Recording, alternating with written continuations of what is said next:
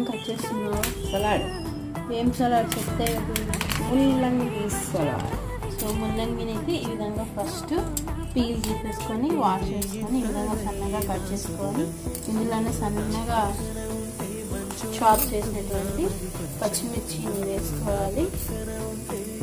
తర్వాత కొంచెం లెమన్ స్క్యూజ్ చేసేసుకొని అందులోనే కొద్దిగా ఉప్పు వేసేసుకొని మనము ఈ పప్పులో కానీ మామూలుగా వట్టిదైనా తినేయచ్చు. చాలా బాగుంటుంది. పచ్చిది స్క్వీజ్ చేసుకోవాలి ఇప్పుడు లెమన్ జ్యూస్ అనేది. సో ఇప్పుడు లెమన్ జ్యూస్కి స్క్వీజ్ చేస్తుంది. ఈ విధంగా బాగా మిక్స్ చేసేసుకుంటే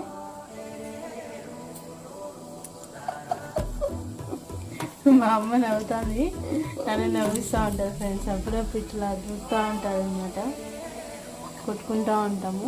మీ చాక్తోనే మిక్స్ చేసుకోవాలి అని చెప్తుంది మా అమ్మ. అంతే, సలాడ్ రెడీ.